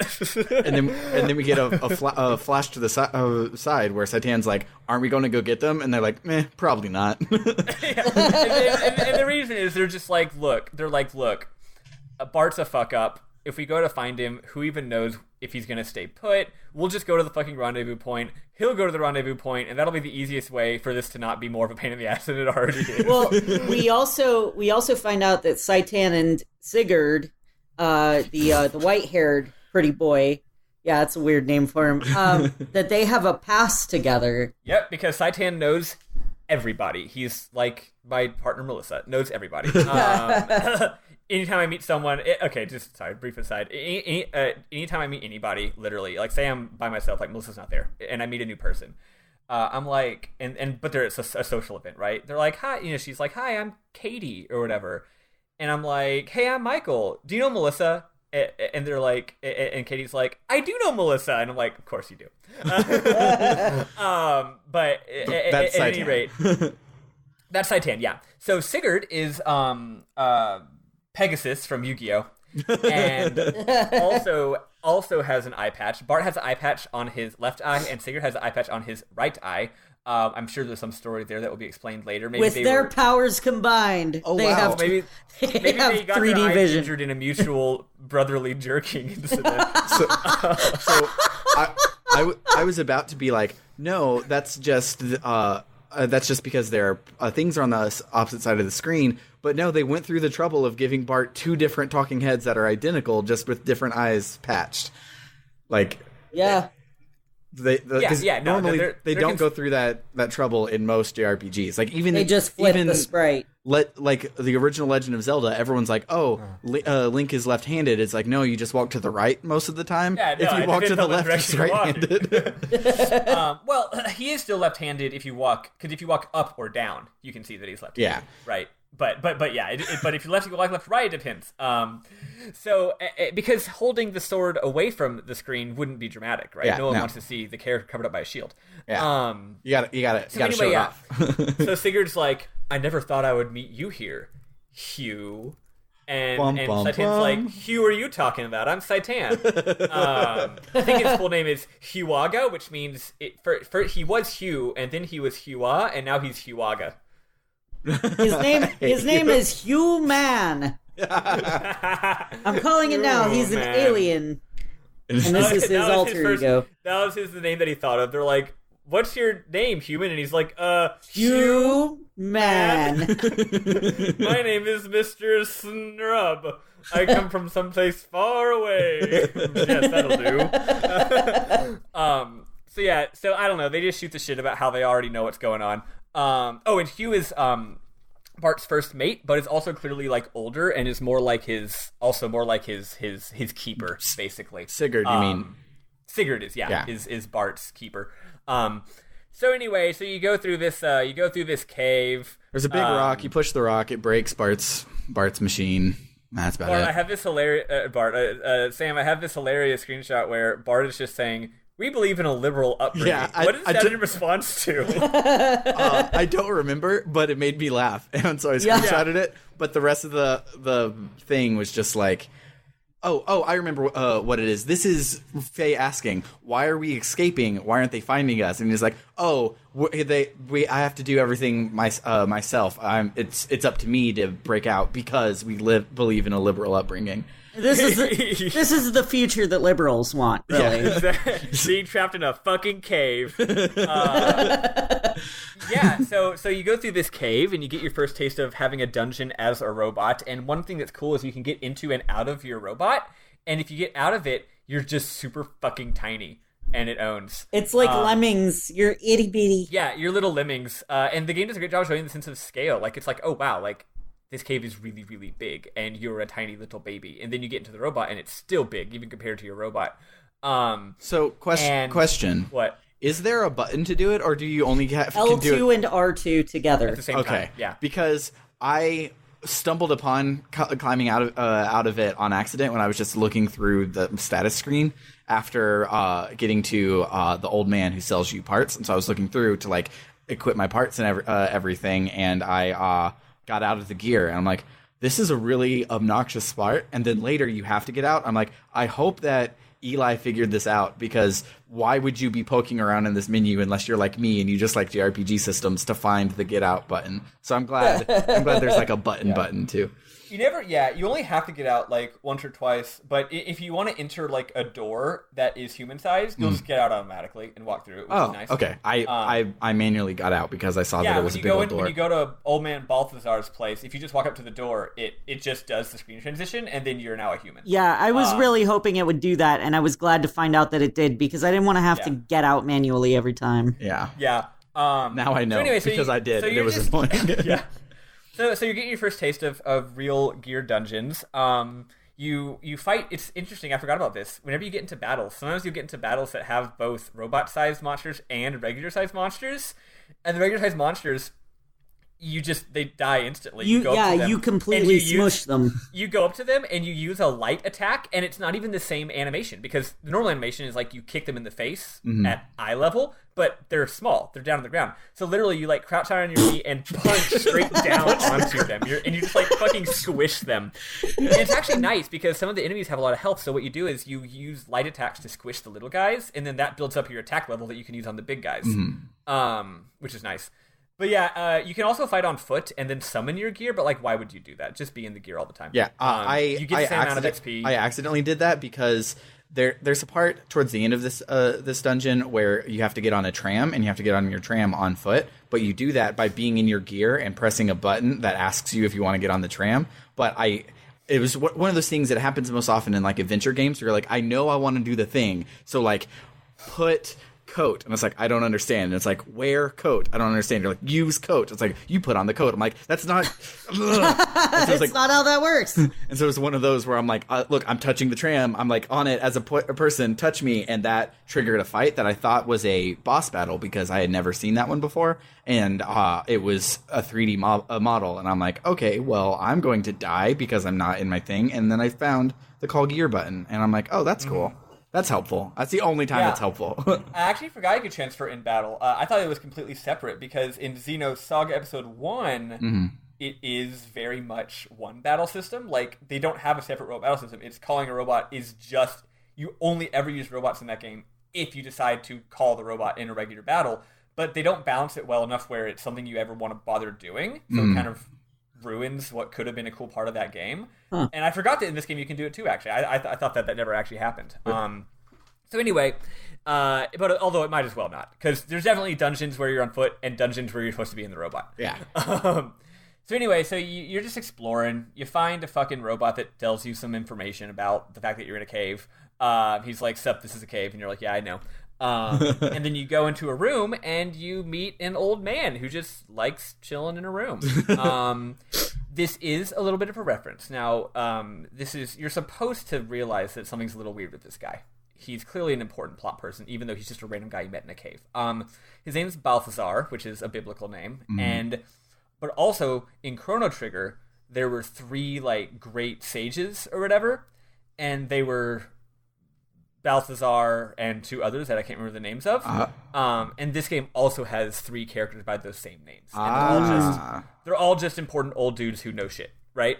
And I remember where one of them lives besides this guy, and I guess there's a third one somewhere. Does this guy show up later and become important? I don't remember, but he is an important person in like the game's world and the lore or whatever, even if he just chills in a cave. So yeah, that's and if you are if you follow these games and you play Chrono Trigger, you would recognize that as like this is clearly supposed to be ominous. It's not just some random fucking guy. So anyway, he's like, "Come on in. Would you like to peruse my skulls?" Yes, I would. It's like one of those people where, like, you think it's a regular person that you're talking to, and then 5 minutes into the conversation, you realize, oh, they're about to start talking about, like, sovereign citizen theory, or they're about to start talking about, they're about to start talking about libertarianism, or, they're about to start talking about Bitcoin. This guy's like, you've been here for 5 seconds, and he's about to start spewing his crazy theories at me. Or at Baylor, it was, wow, this girl's really cute. Let me finally get up the courage to go talk to her. And she's like, oh, hey, yeah, I was just about to go to Equestrian Club. And you're like, sorry. No. Do you have a human skull collection I could look at instead? I had that girlfriend. I learned way more about horses than I ever cared to know because I had the horse girlfriend. Oh, boy. That could be read in 2 different ways. but like that fucking one dating sim where the people are horses. Or when eagles are turning humans into horses. Yeah. Sam knows what I'm talking about. But at any rate, yeah, so this guy's like, ooh, a visitor? Time to tell them about flat earth theory and how it's 9/11. He's like, check out these skulls. So he's got a line of skulls, and the top line of skulls is like fucking like cattle, like, I don't know, looks like cow skulls or something, and they're changing from left to right as like, with evolution and shit. But on the shelf underneath, there's a line of human skulls. But the difference is, instead of them evolving, all of them are the same, and they only exist up to a certain point in the past. So it's like, oh, instead of evolving from the beginning of time, it's like, there's no human skulls, and then all of a sudden there are human skulls. And he's like, yeah, check out these skulls. See anything weird? And Faye's like, the humans only go back a certain amount of time. And then Bart chimes in and he's like, wait, the humans probably just didn't live in a coastal area, which is the only place that preserves fossils in this form. If Venusaur evolved from Bulbasaur, why are there still Bulbasaurs? Yep.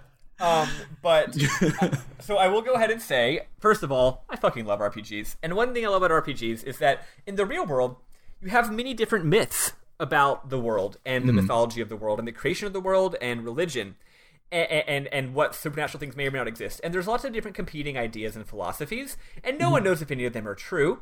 And one day maybe we'll know, one day maybe we won't know. And lots of very important life things happen in the world, like wars and elections and things and natural disasters. But, they're never directly related to these religions. I mean, I know they are, in a lot of ways, ideologically, of course. But yeah, it's never like God caused World War II. But it's never like... Yeah. But, it's like...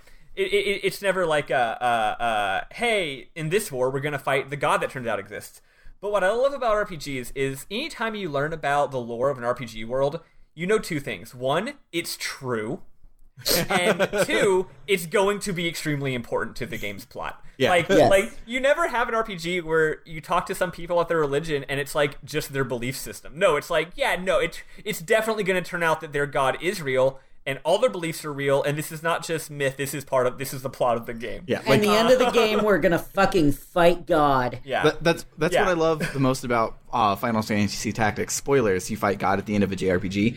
But the plot is like this super serious, like, political, like, Game of Thronesy type thing, and then the last 3 hours it's like, oh, remember how everybody just loved Jesus? Well, Jesus is actually a demon, and now we have to fight him to beat the game. Let's go.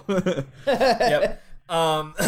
Yeah, so this is a bunch of lore that, spoiler alert, is because this is an RPG, it's definitely true. So Old Man Ball is like, oh, you mean the theory of evolution as taught by the ethos, right? Which is, first of all, hilarious because that's an inversion, right? It's like, wait, the Catholic Church is the one teaching the church evolution. is the one teaching. It's like those religious people are lying to you about evolution being real. Yeah, so he goes, you mean the theory of evolution as taught by the ethos, right? He's like, I believe in the older myths and legends. So then he basically is like, the older myths and legends... Oh, and he says that, yeah, so humans don't exist at all on this planet until 10,000 years ago. I actually thought it was 50,000, but I guess I forgot. I guess it's 10,000. Yeah. And he's like, humans used to live in heaven with God, specifically in the sky. But then one day the humans ate a forbidden fruit, which gave them incredible wisdom. So it's basically like the Garden of Eden story, except cooler. Yeah. Instead of living in a garden, they lived in the sky with God. Well, I guess Adam and Eve walked around with God too. Wait. And one day they... So Satan literally was an AI weird tentacle monster that crashed a planet and made a naked lady at the beginning of the game? Is that what happened? Only sort of. Okay. You'll see. You'll see. He's like, then one day the humans ate a forbidden fruit, gave them incredible wisdom, and because they ate the fruit with the tree of knowledge of good and evil, that's the Bible. That's not what he says, but yeah, that's what we all know. We all know the fucking story. Mm-hmm. Forbidden fruit, it turns out, bananas. God casts them out to live on the shitty earth below. But I don't. Sorry. Is there a reason why that's funnier than I think it is? No. Not at all. It was the dumbest thing I could think of to say, and I mean, it was funny, and I appreciate it. I mean, the other one guys. the other one I was considering was kumquats. Ew. Go great with your bukkake religion. Stop that. I'm bringing it all back. I'm bringing it around. Eating kumquats? No, papa. Telling lies? No, papa. Oh God. Anyway, yeah. So he's like, yeah. So God cast them out of paradise, but the problem is they went down to the earth, which sucks. But they already had all the wisdom because they ate of the tree. So with that wisdom, this is where it gets cooler than the actual book of Genesis. They built giant fucking robots. They built giant fucking robots, and they decided to kick God's ass. But God poured down his wrath on them. So then they all fought God, and God did win. God did kick their asses and killed them, but he was very injured. So God decided to go to the bottom of the ocean and sleep for a zillion years and heal.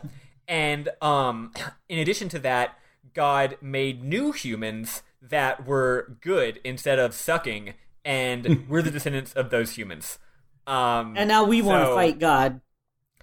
Well, he doesn't say that, but some people certainly do. Yeah, so that's the backstory. And if you think that sounds sort of similar to what the Gazel Ministry Emperor was saying earlier, it is. And if you're thinking that seems somewhat similar to what we saw in that opening spaceship thing, it is. However, I will say, do not hurt your brain thinking too hard about it, because the actual truth is way weirder than anything you might be thinking of. So don't worry about it too much. Okay. It actually is kind of cool. I'm thinking, does this 100% dovetail? Is this actually lore, or is it actually a myth that is similar to, but not actually the same as what actually ends up happening? And I think it might be the latter, which is cool. Because actually it's like, it actually is mythology. It's not 100% accurate. But yeah, the gist of it, whatever. There's God. We want to fucking kick his ass. Mm-hmm. So then Bart's like, hey, you know about shit. Do you know about the God gear? And he's like, I heard that there's a robot that's better than all the other robots. And he's like, yeah, I know about that. A man-made God created with the wisdom of God. It has the power of 1,000 gears. It can destroy entire cities. You must be speaking of the Omni gear. And he's like, yeah. And he's like, what about it? And he's like, I don't know. Later, Faye and Bart are talking, and Bart's like, man, your robot's pretty fucking good. And Faye's like, do you think maybe my gear is the God gear? The God-slaying, world-ending gear? And Bart's like, what are the odds of that? Nah, it's not like this is JRPG or anything. Spoiler alert, it is. And spoiler alert for the next cutscene where the old man Ball walks outside, is like, holy shit, it's the Omni Gear. Wait, does he really? He literally does. Yeah, Okay, yeah. well, it doesn't actually end up being the Omni Gear for a very long time, but yeah, it has to like be awakened or whatever. Yeah. Well, yeah, he doesn't say it in words, but he's just like, oh, holy shit, there it is. Yeah. Speaking of that thing we were just talking about, but then the world drops some very interesting and troubling plot building where he's like, no, there's no way your robot's the Omni Gear because all the robots that have been dug up are only a few hundred years old. The gear in that legend is way older. And Faye's like, what do we know about anything from more than like 100 years ago? And Bart's like, yeah, the Ethos is the only people in the world that have any record of the entire recorded history of the human race. And Catholic they don't share Church. with anybody. They've got their own private library of Alexandria. Yeah, and it's like they don't even. So like these people are fighting, and like they don't even know like even like 100. Like imagine not knowing anything from more than 100 years ago. That's bizarre. Yeah. So everyone in this world lives in this weird, alienated state where they just don't know who they are or what they're doing or where they came from. Oh my God, we'd be at the point where we're starting to forget World War I.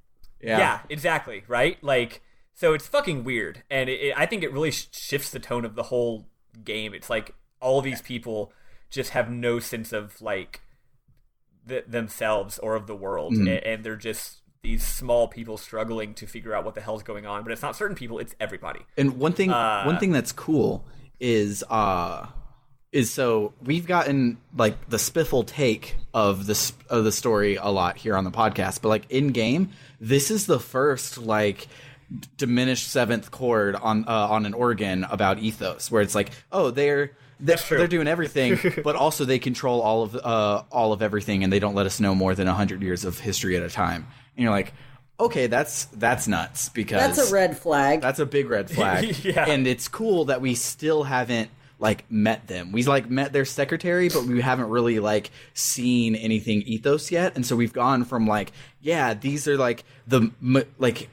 because we also don't know that they're a religious organization. They start as like the Mechanics Guild type thing. Yeah, we're just like, oh, it's very odd. I guess they're more like the Masons.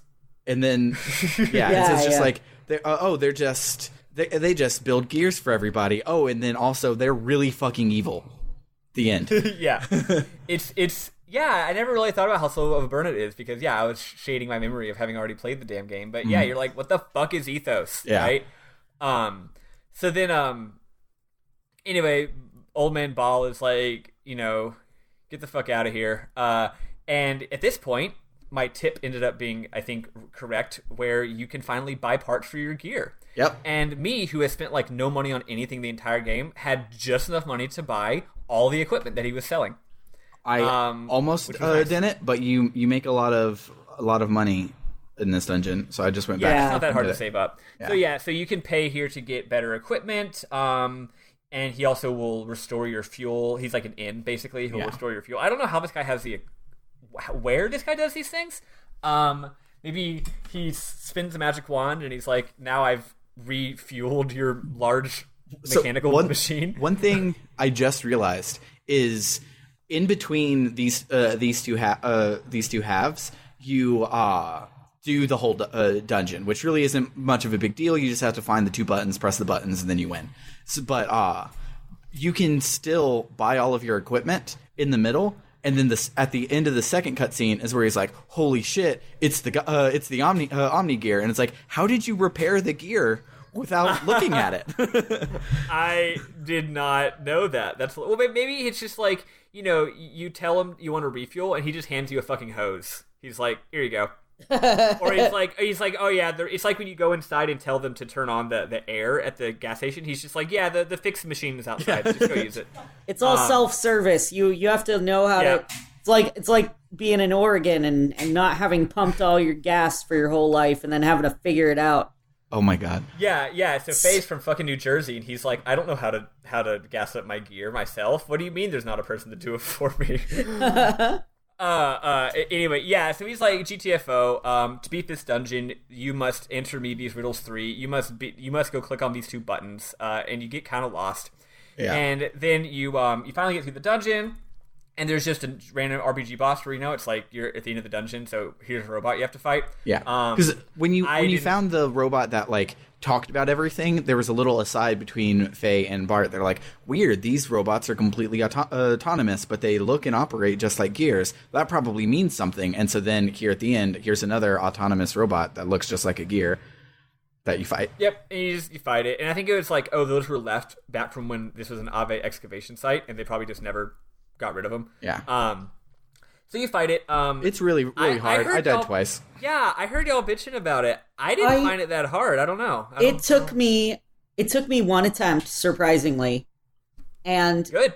I finished it right as Faye hit 0 fuel. Nice. Yeah, I don't know, man. I just went into boost mode, and of course I had. Well, I went into boost mode. Max fuel. Yeah, I didn't know what death blows were, and I was. Oh, right. This was when I was trying to find a guide on death blows, and I'm like, this makes no fucking sense. I don't know what's going on, and I know at one point I had accidentally hit triangle twice when I was controlling Bart. Mm-hmm. But I didn't know what that meant, other than I did extra damage and I did good. And I kept expecting something to show up in like special abilities or something like that, which didn't. No, and that's a very limited use menu. Yeah. There's nothing in there right now. So I finally was like, I don't know what the fuck death blows are. Sam, help! And he explained it to me, and I'm like, oh my god, my life could have been so much easier. And so I just went to spamming triangle, and suddenly like everything was better and I won, and Faye was just completely like burnt out. His gear was done, but Bart still had a lot of energy because I'd been using Wild Smile a lot. Yeah, I for this dungeon, the reason that I died is because I tried to use strategy, because in Persona, Spiffle got onto me about not using strategy and just using my strong attacks. So I was trying to like heal and do all of these things that don't help a lick in this battle. In this battle, you need to turn boost on and go as fast and not as hard as you can. Yeah. And his missile attack has 100% accuracy, even with a Wild Smile. It also does a quarter of your person's health at this point. And so it sucked a lot, and I like all the guides were like, yeah, you probably just got bad RNG, try it again. And he really doesn't use that often. Both times I did it, it was every second turn he did that, and that's why I died. He used it twice on me. No, he used it like 8 times each battle. Twice, just 2 times, that's it. Both on Faye though. He used it like, I want to say like 5 or 6 times on me, but like he kept switching between Faye and Bart, so it was fine, because Bart had enough health to tank it, so... Yeah, Bart's gear is big and strong, even though it's not the god-killing gear. But, yeah, so it's a good fight. I had unlocked my Faye's second level death blow, which helped a lot. Like, you lead off with its square triangle, and that one does hella damage, so I don't know if y'all got that yet. I think I have that one on foot, but I never tried to do it in the gear. Yeah. So you beat it, and you're like... Oh, so here's how you know when you have it. If you do a light attack, and it goes up to 1 attack level, and then you do another light attack, and it goes up to 2, it'll only go up to 2 if you have something to use. Okay. Right? So that'll let you know. Anyway, then you get out, and we're like, where are we? And Bart's like, oh, look, we're not far away from Bledavik, the capital of Ave, and that's where Fatima Castle is. And then he's like... yeah, this is the capital. There's no king right now, though. ... Don't ask what I mean by that. And then he goes, I guess we'll have to go get you back to your friends, sir, or you'll die from fretting or something. So mean. Yeah, and that's it. You go back, and you go to the sand cruiser Yggdrasil, and this is where you're going to be spending a lot of time here in this game. It's kind of one of your home bases. Yeah, I could tell as soon as I saw that there were 9 slots for gears and only 2 of them were taken. I was like, this looks like a party select menu. That's what this is. So you show up, and they're like, what's up? Here's the hangar. And at this point, you can explore Yggdrasil. It's quite big. I did not explore it all because I was very sleepy last night, so I ran past all the NPCs, and I thought, I sure hope that I don't get a point of return, because I wanted to come back and talk to these guys. And luckily, I was able to get to a save point and save, and after I continue playing, I'll go back and talk to these people. Did y'all talk to any of them? So I talked to most of them because I got really fucking lost because the level designers decided, oh, this is a big important ship with a big important hangar. There's got to be more than one entrance and exit to it, so we'll just put doors everywhere. But you only can go to one room from here, level design wise. So only one of these doors will be real. Good luck. Yeah, there's a bunch of fake doors. Yeah. Yeah, it's really like I spent like half an hour in there going, I don't know what the fuck. Yeah. The good news is your running speed is phenomenal. It's like you're fucking Sailor Moon in here. Yeah. Your dude's real tiny and the camera's zoomed out and you run real fast. Yeah. So you meet Sigurd. He's like, "What's up?" And then you save, and That's it. That's it. Yep. That's it. We did it. We just met some important characters, and next we're going to go on a fun adventure with those important characters. Mm-hmm. How did y'all feel about the amount that we played this week? So it felt really long to me, but I also played it while dealing with maintenance and shitty AC, and so I played it in like bits and pieces. I compared my playtime in my menu to Eli's, and we're both at like 6 hours, which is a little under where I wanted to be. Almost 7 hours for me. Mine was like 740, so it's like right at 7 hours, and I was hoping we would be at like 8 to 9 at this point, but I knew I would not have had the ability to then do another dungeon to go save Margie or whatever. So so it needs to be a little longer than this one. But like if there's one time where it's like, oh, it's 8 hours, but most of that is just fighting, that'll be fine for that week. But if it's 8 hours, that's all cutscenes like this one was, then maybe not. But yep. Coming up next is a lot of both. Okay. Great. There is a very, very, very distinct act break coming up in this game, and I'm trying to decide right now if we're going to play all the way to that point or if we're going to make that be 2, right? Yeah. I definitely know for a fact that we are going to be ending our play at a certain point, but it's whether it's next week or the week after that, right? Because there's no way we would play through it because of, again, just the way this plot works. And because right after that is my favorite part of the entire game. Nice. Even though it's most people's least favorite part, so we'll see. Yeah. That's it. Oh, sorry, I got a phone call. So that's it for the week. What are y'all's thoughts? So my screenshots are not very good this time, not because of last week where I just wasn't reading comprehensively, but I was reading too much. Like I was like learning to love the writing in this game, and so I was like reading through it, realized I'm at the end of a text box, and I'm like, okay, well, might as well take a screenshot here so I'll remember that they were talking and it was important. And so I'm getting like lost in like the world and stuff, which is really good.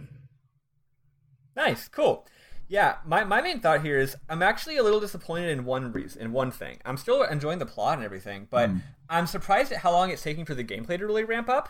Because as I said in our tips, this is a real ass JRPG. But so far, it really has just been cutscenes and very short, simple dungeons. Yeah, it's been a string of set pieces basically. And I'm not saying it's ever going to open up and be like you actually get to explore the fucking world map like freely, like a classic RPG. It never gets to that point.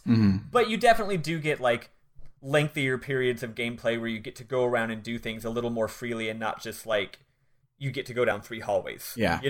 And also the battle system has yet to really get particularly, complex or intricate. It does eventually. So I'm just like, I know this game gets really good to play eventually, but I'm surprised at how much that has not quite happened yet. And it's probably the same thing you ran into in Rogue Galaxy, where it's like back in the day, you play your first time sitting down with the JRPGs, you had nothing else to do that day. You just played for 12 hours. And so we're not quite to the 12-hour point, which might be when things start to open up and be more normal. Yeah. Just like the idea of like, really getting to customize your gears and really get to buy equipment and think about your equipment and not just buy whatever the latest thing at the shop is. All that nitty gritty RPG good shit hasn't happened yet, and I'm looking forward to it happening because all the games by this group do a very good job of that stuff. Yeah. Oh boy, does Xenoblade Chronicles 2 do good about that stuff. Yeah. Well, what are you thinking, Eli? You have any hot predictions? Saitan is bad guy. Yeah, so anyway, we're done for the week. So like what you hear and you want to help us cover hosting costs and game costs, you can find us on Patreon at patreon.com/RPGbookclub. If you just want to chat, we have got a Twitter at RPG Book Club, which I believe is being used more often nowadays. An email at rpgbookclub at gmail.com. Email at email.com. Yeah. And, of course, the best thing, our Discord, which has URL in a link in the description. So next week, we're going to play through chapter, I'm not sure yet. I'm sorry. You gotta forgive me. My life is in shambles right now. Okay? It's okay. But we love you. I will figure out where we're playing to pretty soon. Probably look, just fucking start playing, and I'll definitely know for a fact where we're stopping, probably by Friday. That works. That's fine with Which is before any of y'all or any of you listeners are going to be hearing this anyway. I'm realizing now, so it's fine. Yeah, so I'll let you know where we're playing to. It's going to be a real good time next time. I think there's going to be a martial arts tournament because this is an anime, and that's what you do in anime. Of course, the first of 2 martial arts tournaments in this game, or maybe there's 3. You also may or may not meet someone who may or may not be your dad. So yeah. You mean my father? So for oh my gosh, hold on. Now I want to make an edit where it's fucking Star Wars and it's the big twist in episode 5, and he's like, "No, Luke." No, Luke. I am your father. And Luke goes, "Your father? You mean my dad?" Oh my god! I'm sure someone's fucking done that. That needs to be a thing. It's a pretty obvious joke. Yeah. Anyway, for RPG Book Club, I've been Michael Spiffle-Webbin. And I'm Sam Allman. And I've been Elias Sailor Eli Warren. Bye. Love you.